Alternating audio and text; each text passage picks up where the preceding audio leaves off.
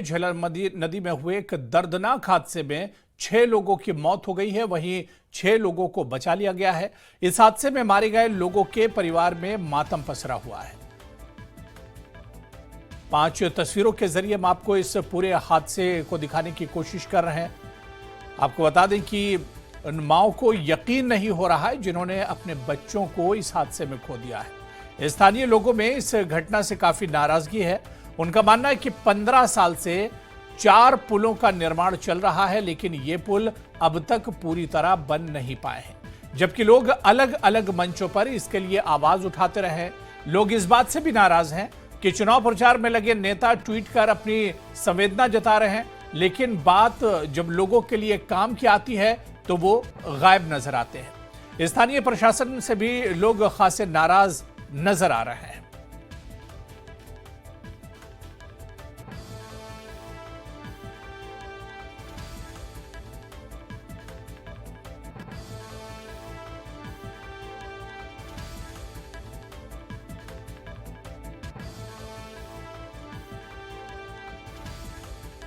और इस हादसे से जुड़े हुए कई सवाल हैं। इस हादसे पर सवाल उठ रहे हैं कि प्रशासन की अनदेखी की वजह से क्या यह हादसा पेश आया है। सवाल यह भी कि क्या 15 सालों में भी पुल आखिर ये क्यों नहीं बने? क्या नाव के परिचालन की निगरानी नहीं होती है? नाव पर कितने लोग सवार हों, इस पर नियंत्रण क्या नहीं है? और नाव पर लाइफ जैकेट की व्यवस्था आखिर क्यों नहीं थी? स्थानीय प्रशासन ने इस समस्या पर आखिर ध्यान क्यों नहीं दिया? एक बड़ा हादसा जिसमें 6 लोगों की जानें गई हैं, इसमें बच्चे भी शामिल हैं, और अब इस हादसे पे कई तरह के सवाल भी खड़े हो रहे हैं।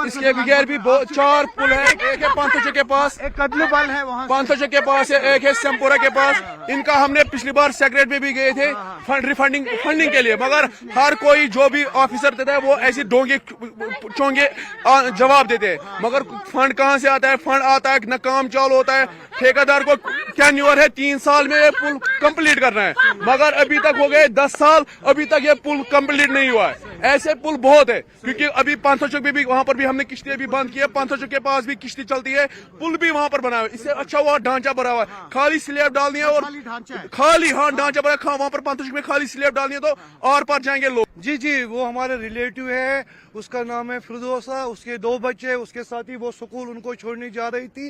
लेकिन जब ही ये हादसा हुआ है उन्होंने दोनों बच्चों को पकड़ के रखा था, लेकिन बदकिस्मती की वजह से अब ये जो बारिश पिछले दिनों हुई है, 4-5 दिन से कंटिन्यूसली बारिश हो रही थी, ये जो फ्लो है, पानी का जो फ्लो है वो बहुत तेज था और उसमें वो बह गए और तीनों का उनका इंतकाल हो गया है। मेरे भी 2 बच्चे थे, वो भी दरिया अभी यहाँ भी ट्रीटमेंट में चल रही हो। भाभी थी, लगभग 27 बंदे थे शिकारी में, मगर सब खता गवर्नमेंट की है। ब्रिज पे काम चल रहा है, 10 दिन के लिए 6-6 महीने बंद होता है। अगर ब्रिज तैयार होता तो आज ये नौबत नहीं आती, इतनी जानें ज़ाया नहीं होती। लगभग 23 जानें ज़ाया हुई, इसका जिम्मेवार कौन है? ये लगभग सुबह 8:15 के करीब यह हादसा आया। उसमें ज्यादातर बच्चे सवार थे जो स्कूल के लिए जा रहे थे। ये सब गवर्नमेंट की जिम्मेवारी है।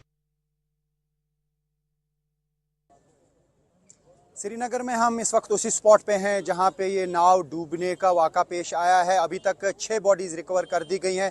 10 से ज़्यादा लोग मिसिंग बताए जा रहे हैं। 3 को इवैक्यूएट किया गया है और उनका इलाज हॉस्पिटल में चल रहा है। बड़े पैमाने पे यहाँ पे रेस्क्यू ऑपरेशन शुरू किया गया। आप देख सकते हैं SDRF की यहाँ पे टीमें हैं, आर्मी की टीमें हैं और बहुत सारे लोकल लोग जो हैं वो भी इस रेस्क्यू ऑपरेशन में जुड़े हैं। हज़ारों की तादाद में यहाँ पे लोग आए हैं दूर दूर इलाकों से, क्योंकि इस पूरे इलाके में मातम पसरा हुआ है। हर आँख यहाँ पे नम है, क्योंकि एक बड़ा हादसा है। छोटे छोटे बच्चे जो हैं वो इस नाव में सवार थे, वो स्कूल जा रहे थे। उन्हें इस पार से उस पार जाना है। वो बादामी बाग का आर्मी कंटोनमेंट है, उसके साथ में ही स्कूल है केंद्रीय विद्यालय का, और यहाँ के बच्चे वहाँ स्कूल जाते हैं। और आप देख सकते हैं कि यही वो स्पॉट है जहाँ पे ये हादसा पेश आया, क्योंकि यहाँ से इस स्पॉट से उस स्पॉट तक उनको जाना था और बोट जो है बीच में ही हादसे का शिकार हुई। बताया जा रहा है कि 17 से 25 लोग इस बोट में सवार थे, जिनमें से अभी 6 बॉडीज रिकवर कर दी गई हैं। 3 को इवैक्यूएट किया गया है, बचाया गया है और उनको हॉस्पिटल रवाना किया गया है। वहाँ पे उनका इलाज चल रहा है और ये ऐसा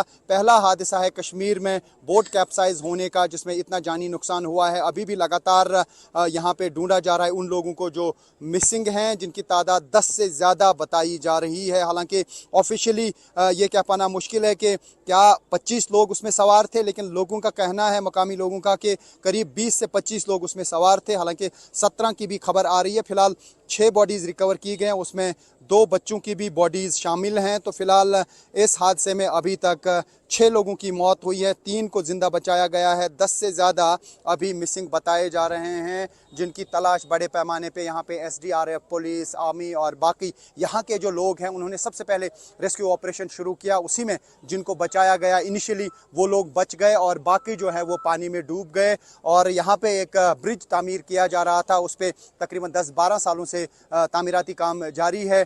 यहाँ के लोग ये बता रहे हैं कि अगर वो ब्रिज वक्त पे मुकम्मल किया गया होता तो आज ये हादसा नहीं होता। रिफत अब्दुल्ला, न्यूज़ 18, श्रीनगर। आज जो बंटवारा में हादसा हुआ जिसमें नाव डूब गई और हमारे बच्चे उसमें जान बहक हुए, ये बहुत अफसोस की बात है। और मैं समझती हूँ कि इस वक्त उनके दिलों पे क्या गुजरती होगी, उनके माँ बाप के दिलों पे क्या गुजरती है। मेरे पास कोई अल्फाज नहीं है, मगर मेरी सरकार से ये गुजारिश है कि इसकी बाज़ाब्ता इंक्वायरी होनी चाहिए। आखिर अगर कोई पुल, वहाँ किसी पुल की जरूरत थी तो 7-8 साल से इस वक्त मरकजी सरकार की सरकार चल रही है 2018 से, तो आज तक वो पुल क्यों नहीं बना? ये तो नए कश्मीर की बातें करती हैं। अगर वो पुल बना होता तो शायद आज हमारे बच्चे, जो इतने बच्चे जान बहक हुए, उनकी जान बच जाती और उनके माँ बाप को आज इतना बड़ा सदमा नहीं पहुंचता। मेरी फिर से एक बार गुजारिश है गवर्नर साहब से कि इसकी इंक्वायरी की जानी चाहिए और जो इसमें जिन्होंने देरी की इस पुल बनाने में, उनको सख्त से सख्त सजा दी जानी चाहिए।